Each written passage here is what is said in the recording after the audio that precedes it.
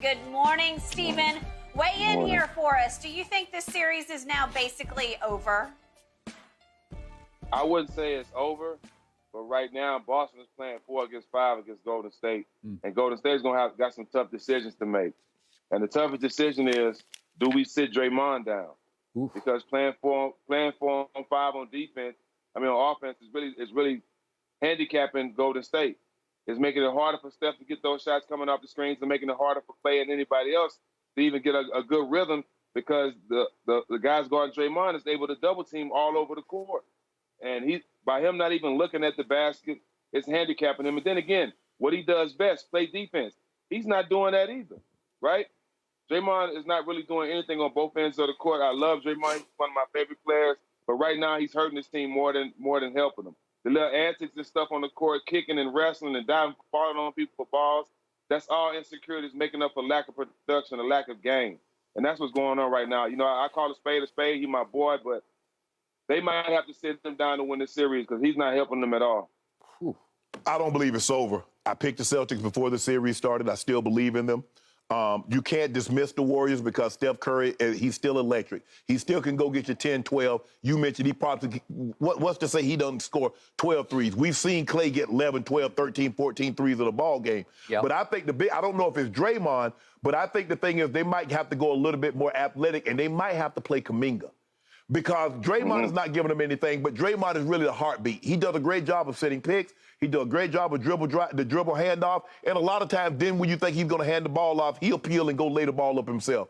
Right now, I agree with you, Stacks. He's not looking for a shot. He has to give them more than 2 to 4 points a ball game. He's only like an 8-point average guy. So if he gives you that, but gives you 8 rebounds, plus gives you 8, 9 assists, you can live with that. But they might need to get a little bit more athletic and bring Kuminga in and reduce Looney's role. Because, Skip, if you're going to get beat like you're getting beat on the glass, Looney is of no use to you if he can't give you double-digit rebounds. Because we know the likelihood of him giving you double-digit points is not very high. Plus, it gives you another guy to deal with Tatum, deal with Brown, deal with Marcus Smart. They're going at Steph Curry. Even Derek White will try to take Steph Curry off the dribble. Marcus Smart will take him off the dribble. He'll even post him up. And so Wiggins can only guard one. He can either take Wiggins and put him on Jayson Tatum, who he's forcing Tatum to shoot a very low efficient. His efficiency is not what we normally it would be. Or you put Clay on Jaylen Brown, and you see Jaylen Brown is getting off the great start because Clay is not the defender that he once was. So I'm looking at Steve Kerr to maybe play Kuminga a little bit more than what we've seen in the previous 3 games. But this series is not over. But once we win tonight, it will be. Well, so you're saying it's No. Just stop it. Let it happen. Just stop it, because you bad luck. You over there just hoping.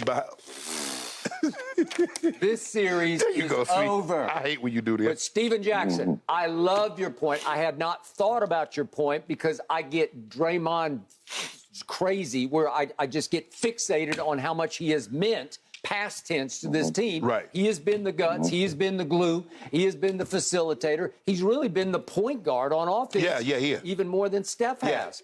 And all of a sudden, I wake up to Steven's point and I say, you got it. That's a big bingo because he's a disaster. He's a liability. He's a shooter. You see him, they don't guard him at the top of the key, and he's like, should I shoot it? I guess I should try to shoot it. And he shoots it with no conviction whatsoever, and he misses it. And then on defense the other night, I don't know, did he just have a bad night? Maybe he spent himself on his podcast. I don't know. But he comes out with no energy.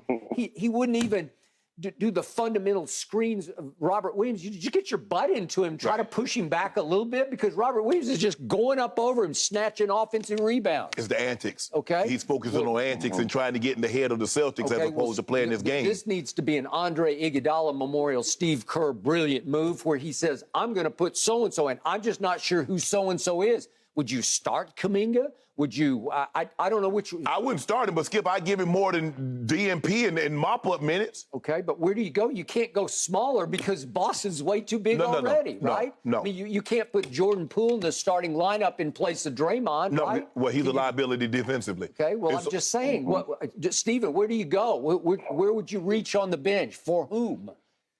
Well, and that's a good question. I think Kuminga is really the only option. Yep. Because you need athleticism and you need defense. I mean, you got to give Udoka credit. He even went back to the old Paul Pierce post play from the elbow on Steph. He did. That's how bad the defense was. So the combination with Draymond just not giving them anything. You know, when they was the championship team, Draymond was averaging 13, 10, and 9.